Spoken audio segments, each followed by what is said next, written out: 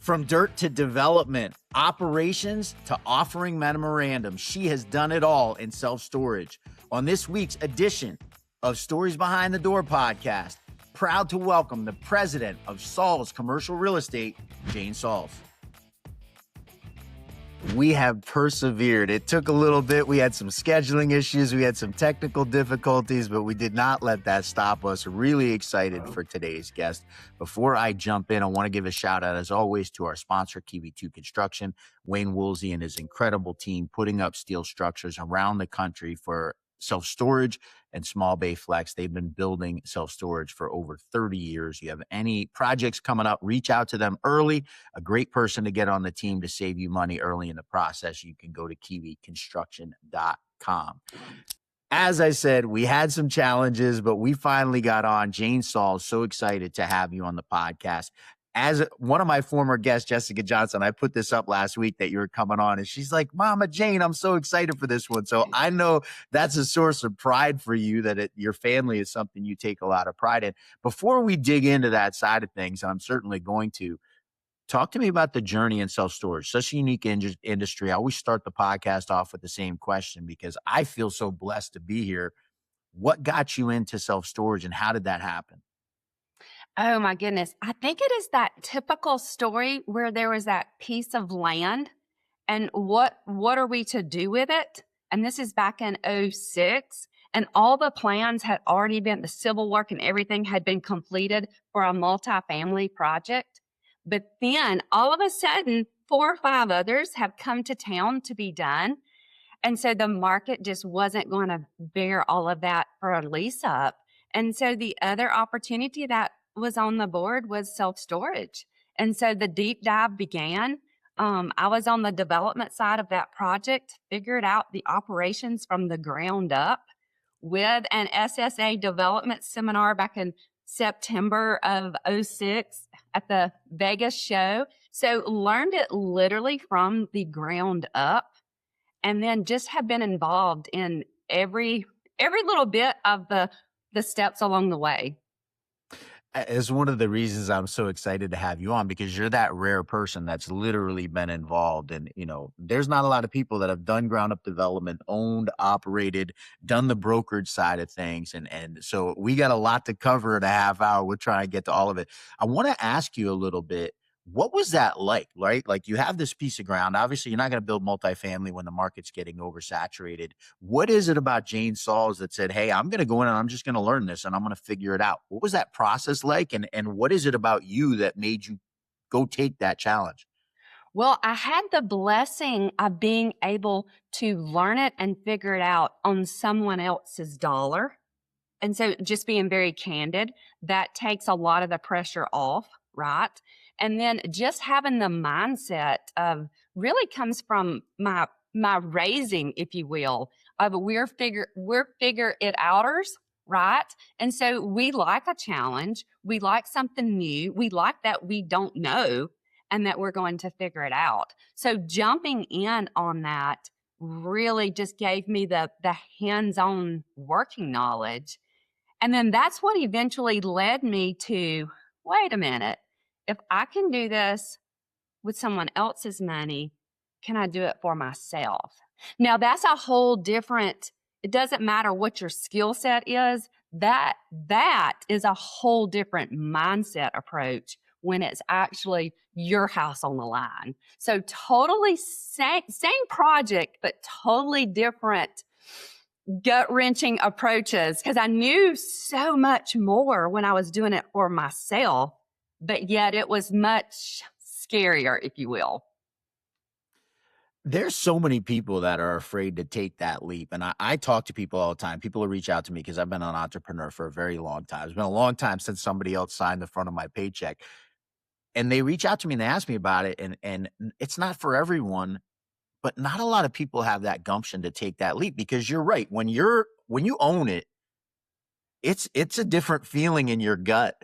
Where did Jane Sauls come up with that type of tenacity and that mindset to be willing to take that huge leap? As you said, doing it on someone else's dime, very different than you controlling the reins. I did it the leap, so to speak, is I did learn the hard way that you are to be obedient to that of what God has put in front of you, or he will push you to where you are supposed to be. So I won't say that I just jumped right in like, woohoo. No, I was actually pushed through, just through his plan. And then what I'm so grateful for is the fact that, so the whole leap is definitely a leap of faith. And so basically, just kind of summing that up, we know and we understand, we say we know God's plan, right? Or not that we know his plan, but we know him and we trust his plan, right? We know that. But then we have the opportunity to believe it, right? When we accept him as our savior. So we believe it in our heart. But then we just think we're there at that point, but we're not, because then we have the everyday opportunity to live it. And when you jump off that ledge, so to speak, into that entrepreneurship, it is definitely living what you have said that you know and believe, and truly leaning into that of his plan and understanding that doesn't mean it's going to be pretty. That doesn't mean it's going to be easy. That doesn't mean you're not going to get your teeth kicked in, right? What it means is that you are going to get back up and that you are going to go again. That's, and it's all for his honor and his glory. And sometimes when he uses us, it's rough. I love that. And it pushes me a natural question coming out of that. The last few years you're in brokerage, even in ownership side of it and storage, right? It's from when the interest rate hikes happened in March of 2023 to fast forward to March of 2026, not the easiest 3 years in the storage journey by any stretch. What has this last few years been like for you on the brokerage side of things? And I guess I would ask is how is your faith playing a role in kind of dealing with what's been a turbulent time in the industry? You know, um, the 2023, I believe we just referenced that in saying we died a few times. Because that's truly, we didn't just get our teeth kicked in. We didn't get just gut punch. We literally felt like we died a few times. We had several substantial, wonderful deals on the table. Interest rates took off. Deals fell apart. And our hearts sank, right? And our livelihood was just like, wow. Um, just truly felt like it was jerked out from underneath us. I'm going to go back to my raising. I'm a farm girl. And when I say that, I don't mean we like piddled in that. I mean, we farmed as a family for a living. So I already understood what it means to work your tail off and your bank account not reflect it. So we got the opportunity to see if we were truly meaning what we said, that we were here to grow by serving. And so we just hunkered down and we were just determined to continue to serve and to share truth. And that truth and valuations and where the market was not pretty. I just talked to an owner the other day and I said, I'm fully aware of what you need to hear right now in order for me to list your property. And I don't have that news for you. Yeah. So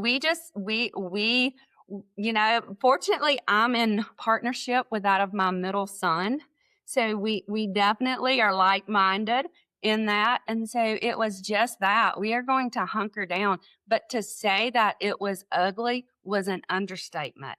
To say that there was not tears shed would be a story. So, but we are here today. Last quarter of 25 was like one of the best quarters we had ever. And so, he's faithful. We just gotta be obedient. I'm going to talk about that. There's a couple questions that come out of this. The first one I'm going to talk about is Luke, because I haven't had a chance to talk to you guys directly, but I run into you at all the trade shows. Jumps out at me so much. And first of all, I'm going to give you guys a compliment that even over the last 3 years where it's been tough, you guys always, always, always, always have a smile plastered on your face. And so I just want to say, as somebody who thrives on that positive energy, that's so impressive to me because it has not been an easy time for almost anyone in storage, but brokerage especially, it's been incredibly challenging. So kudos to you two for that. What I want to ask is, especially in times like this where it's been so challenging, here you have this business that you're running with your son. Is that a blessing or is it more of a challenge when you're going through some of these times? Oh, there's nobody I'd rather do it with, right? Because we know we have the other one's back. Like there's no questioning what our priorities are. There's no questioning what we stand for. None of that is ever in question. And we're in this together. Does it get tense? Oh, yeah. Do we get crossed up? Absolutely. You would love to be a fly on the wall, no doubt, because we are both very candid with each other as well. And we don't know how to sugarcoat it. We just know how to tell it. And so that is actually a blessing. We also know how to flush it and work through it. So we're not we get it out and move on. So that part has truly, hands down, been a blessing. I want to ask a little bit about the ability to stay true to yourself and have that integrity because when the market is as tough as it is right now, you're in the business of selling properties, right? You're not in the business of having conversations that lead to nowhere. How do you stay talking to your potential clients and owners of properties and telling them stuff that they don't want to hear? Where do you get that ability to have those conversations where you're not twisting what the reality is in order to maybe get a listing? You know, that's just who we are. It's not something we work on. We probably need to work on a better delivery, maybe, in some people's opinion, but we just come at you candid. If you're not sure where we stand or what we think about it, it's just because you hadn't listened. We're pretty clear on that. We're not here to get a listing. We're here to get a deal done.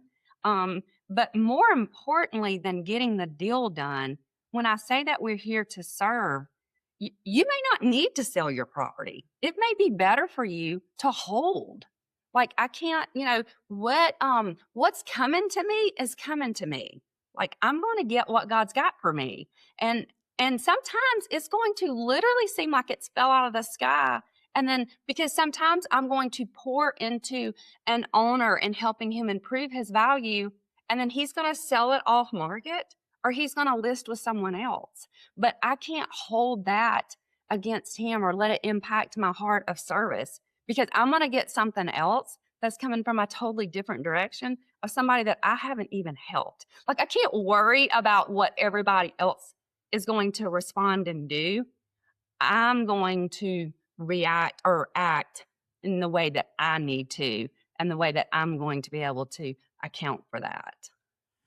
I love that attitude. Couple things I want to throw in here. First of all, I didn't grow up on a farm, but my father did, and I spent all my summers on that farm. And so I want to just talk to that for a minute, how valuable that understanding is of, right? If you've pulled rocks out of a field and you pulled mustard and out of a field of potatoes, you understand that, and I think I made $120 for a whole summer of walking up and down potato field rows in my Uncle Pete's farm. And kudos to my Uncle Pete, who's now in his 90s. You know, and I'll talk about this from my family's point of view. I have 39 cousins. Only one of them actually worked the farm, but we all get a sense of who we are from that farm life. So that idea of taking that ability to just go do the hard work with you is so important. It's something I hope we don't lose as a country as family farms kind of have gone by the wayside to a point. I want to come back to storage and bring it back a little bit to what you were talking about over the last few years, right? We had this incredible peak in during COVID, and I heard a facility sold in the high two caps, right? We had Manhattan mini storage sale reported like in the low threes for a cap rate. And all of a sudden as an owner, it's natural to get a little excited about what your property's worth. And the deal, if you sell something at a 6 cap versus a 5 cap, the difference in the price is huge. It gets exponential as you start compressing that cap rate. What's that led to over the last couple of years? Of course, there's been a bid-ask spread problem that we've been encountering, right? What a seller thinks their property's worth versus what an investor can afford to pay have digressed immensely. I want to ask you, boots on the ground, you talked about Q4 2025 starting to be a quarter where things are going a little well. Are we starting to see this place where sellers are starting to come in line with what investors can afford to pay for properties? Absolutely, we are. I'm not saying that all hearts and minds are going to be satisfied, but you also have to remember that during that peak valuation, all of our, I'm going to call them our natural sellers for like a, 3+ year period, they all jumped on board, right? So not only did our market not have as desirable conditions, but all of those natural sellers that needed to sell, they sold, right? Yeah. So now we have coming back to surface truly, I'm going to call them natural sellers for whatever reason, whether they're exiting a partnership or whether it's an age situation or they just want to spin off one out of their portfolio. So we have natural sellers with that need. So now that expectation is more reasonable. And then we have on the buy side, it's not that interest rates are high because they're not. I can't say I'm old enough that I had to mortgage a house back at, 15%, but we're Yeah. definitely not in a high interest rate. But our numbers are still out of whack just because of the inflated numbers from the pricing and the construction. But what interest rates are at this point, we they're believed to be, I'm going to call them predictable, right? So when you put it under contract, what you're going to close in 90 days. Because at one point, you didn't know what you could get in 90 days, right? No, So, 100%. now we have the interest rates in a stable, predictable manner. The lenders are still looking for higher annual debt service coverage ratios. So you do have to ante up more cash in order to still meet that expectation of the seller, even though it's reasonable, it's definitely not low. So it's coming together, but it's more of a reset and more about getting back to those fundamentals. And when we talk to owners, I don't even like don't don't be quizzing me on what I think the cap rate is if you are not working hard on your NOI. So don't rely on the uncontrollable to determine your value when you're over here being sloppy on your expenses, right? I love that. I love that. That's a great quote. Don't be quizzing me on cap rates if you're not on top of your NOI. Let's talk about that. Let's go down the road a little bit, right? You're a broker, and obviously you're going to try and maximize the value for your sellers.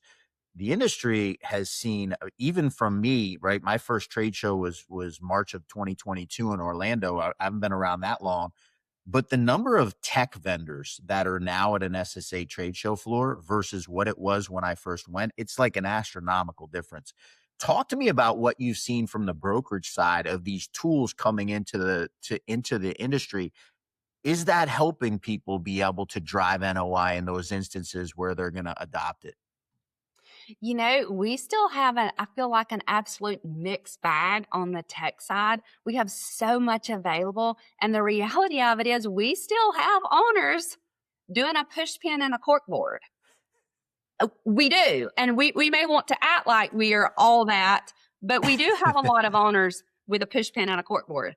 But the ones who are implementing those products, whether it is any kind of AI or, like you said, just all of the tech stack that's available now, they are the ones that can go head to head with the big guys. As an independent owner operator that owns, whether it's one or just a handful of stores, you truly can compete. And that's what's important. As long as you stay, in the know, so to speak, of our industry, you are able to compete. And it is that tech stack that has made that possible. I'm going to ask you this question, kind of a natural progression for you. You got into this industry in 2006. You had no choice but to go teach yourself how to run operations, right? You couldn't just, even in 2006, you couldn't call Extra Space yet and say, "Hey, come manage this thing for me." That wasn't really an option in the No. space. Maybe you could call Public Storage and sell it to them, but you couldn't really call in third party management. Now you have those opportunities from you on the brokerage side, and this is something I talk about a lot. Is this still a mom and pop industry? Is this still an industry where there's a plethora of small owners that are operating on their own, or have we really kind of transitioned into a phase where this is much more of an institutionally led asset class? Well, let's start with just to clarify in 2006, we spent most of our time trying to make sure folks understood the importance of climate control. I don't Yeah, remember the last time I even had that conversation or that was mentioned. I mean, it's on people's websites, but no, it yeah, was full on because we were the first climate controlled product in our market. So that yeah. is where that focus was. Third party management was definitely not an option in a secondary market at all. So, but as far as where we're at now, I think consolidation is obvious, it's real, and it's old news in the sense of what industry isn't doing this? Like you look at Right. banks, you can't even keep up with whose sign is out front, right? As they can continue to consolidate. Consolidation is kind of old news just from a business model. I was at a doing John Deere business in the early 90s. And even then, the consolidation and getting rid of the single store owner was a real thing. If you didn't have five stores, John Deere really didn't want to keep you around. So we're Right. definitely headed that way. But I think we're like, what, 60% still independently owned and operated. So we're definitely not just the big guys, but that is what gets the headlines, no doubt. So, you know, that, and their branding is amazing. So you feel like there's so much more of them because it's consistent branding. But it's shifting. And, you know, some folks' business model from the investor perspective is buying up strategically individual ones to have that portfolio just to spin off to the next tier up. And that consolidation part is their business model. So it's real, it's happening. I'm interested to pick your brain because you're dealing with buyers on a regular basis, and are there still those small people that are able to really make inroads in carving out? And obviously, Public Storage bought a $345 million portfolio last year. It was an aggregation of a bunch of different properties. The value in aggregating, right? It's become pretty obvious. You get a cap Mhm. rate compression when you can build that size portfolio, and so that's kind of the prize dream. Is there still that avenue for the smaller buyer to go put together a 200, 300, 400 store portfolio? Oh, absolutely. I mean, it was asked the other day, like, who's the buyer, you know, for any of the properties we push out? And I'm like, who's not looking at them? Yeah. So even from the small stores up to, you know, from the independent guys, and then if they don't have the cash, they're getting together with their buddies, forming that private equity group. You know, it's truly a asset class that has thrived basically in every type market from primary down to tertiary. Just, and you know, we do have COVID, I think, to thank for that, because it just kind of pushed us out of the cities, if you will, from a work life play kind of perspective. So I think from that perspective, it's not just the primary markets. Most of the properties we underwrite, the primary markets have the worst rates and the highest expenses.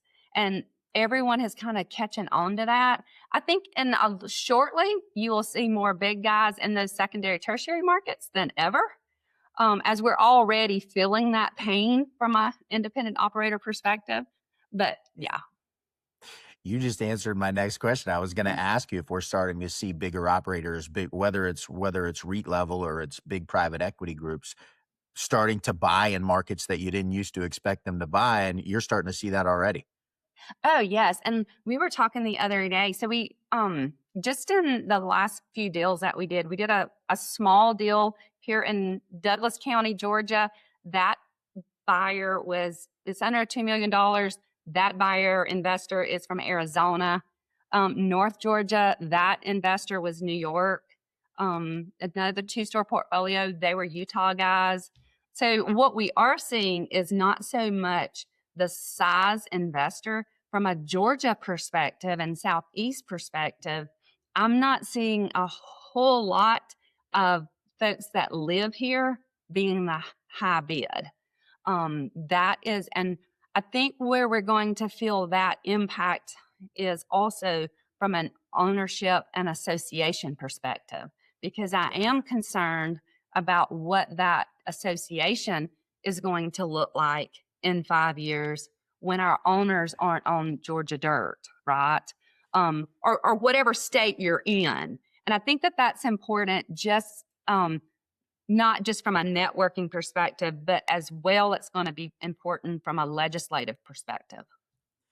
You just opened up a can of worms that we could go for a half hour on. It's something that's on the top of minds, right? We had SB 709 passed in California last year. We had, the lawsuit in New York City, the Department of Workforce and Consumer Protection, DCWP. I can't remember exactly, but anyway, big lawsuit. Extra Space happened to be the target of it. I was just talking to someone from Storage Mart, yesterday. They have no illusions that they could have just as easily have been involved as could the other big REITs that are active in New York City. How important is it today, in Jane Saul's opinion, for owners to be involved in those associations on a state and local level? Oh my gosh. Well, as past president of a state association, and then members of a handful of state association, and then active in the national association, of course, I'm going to say so important. But like we aren't just there from a vendor perspective. Like my time spent from an owner perspective is probably the most valuable, because like I was at the Capitol yesterday morning. Right now, just legislatively, we push hard during session to make those connections and things. I think if I was to share today what folks need to be doing, not just with their state association and supporting it, but as we come up on elections and such, make sure you are registered to vote and that you are doing your research and that you are making sure that you know who gets in office. So when we're down there in their ear, we have people with common sense that we can move things forward. Sometimes people forget about the step to start with of voting for who is actually there that we're talking to, trying to get deals done. Yeah. Sometimes it's the simple things, right? You talked about common sense. New York City has, I think it's called INT 495, has been bouncing around the city council proposing a 2% rate cap, and that also allowing the city to write all lease agreements, right? So like, listen, you're an operator, your expenses go up by more than 2%. At the same time, the city's jacking up taxes, right? So, hey, your taxes are going to go up 30%, but you can only raise your rates 2%. And so that idea of putting somebody in office that has at least enough common sense to understand that a business has to operate. Yes, we don't want to extort clients, and I don't think anyone running a self-storage business is trying to extort. I haven't met anybody that, there's some people that have gotten a lot of flack in the last couple of years. The reality is that they still are an incredible operator, and 99.99% of their customers leave positive reviews. SSA is coming up next week. Somebody wants to get a hold of Jane Sauls and touch base with you. How do they reach out to you? How do they get a hold of you if they're a seller and they want some insight from you guys? What's the best way to touch base? I am everywhere online. So I'm on LinkedIn, Instagram, Facebook pretty regularly. So you can reach out and message me there. You can shoot me an email at jane@saulstoragegroup.com. You can give me a shout, 770-328-2379. And then if you're at the show, we are posted up in the back 40 at booth like 248. So we are literally as far back as you can go in that back left-hand corner. So drop by to see us or just let us know and let's hook up. Let's actually be intentional and plan some time to sit down and talk about it. I kind of joked with you before we got on. I had 35 questions prepared. I asked 2 of them. So I want to thank you. It's been so much fun. I knew I was going to have a great time having this conversation. God took care of us because for whatever reason, I was in a cranky mood on Tuesday. Technology wasn't working for us. We had to reschedule to Thursday. I woke up on the right side of the bed. I've had a smile on my face, and the last half hour has done nothing but make me smile even more. You are an absolute credit to our industry. I'm so glad to get a chance to know you a little bit better and looking forward to continuing that connection. Want to thank you for everything you've done over the last couple decades. First of all, I'm going to say this. I'm having a granddaughter in July. You kind of chimed in and talked about how that role in your life. I was shocked when I found out that you were a grandmother. So I want to know, and I'll ask you offline, what your health and wellness routine is, because I would have never in a million years guessed that was the case. But just wanted to take a second and say that, I have a lot of friends in the industry who dealt with you over time, and just thank you for what you've done for our industry and the presence that you carry. I mentioned earlier that constant smile and that constant positive energy, which we all know sometimes has to be a tough choice because life is not always roses, right? Sometimes God throws stuff at you that's a challenge, but you always are smiling through it. So just wanted to take a second and say that from this seat, there's a lot of gratitude for what you've helped develop in this industry. Thank you. And gratitude for what you're doing, Thaddeus, just pushing out the different podcasts and everything. Being a true just game changer is what you're doing. So much appreciate that. Before we sign off, I want to give one more shout out to my friend Wayne Woolsey and his team at Kiwi 2 Construction. I'm literally looking out my window as they're putting up steel at a storage facility across the street from my house. 30 plus years. They've been involved in thousands of projects, the leaders in steel structures and the storage and now small bay flex space. You can reach out to them at kiwiconstruction.com. The earlier you get them involved in the project, the easier it's going to go for you. She is Jane Sauls. I'm Thaddeus Campbell. That's it for this week's episode of Stories Behind the Door podcast.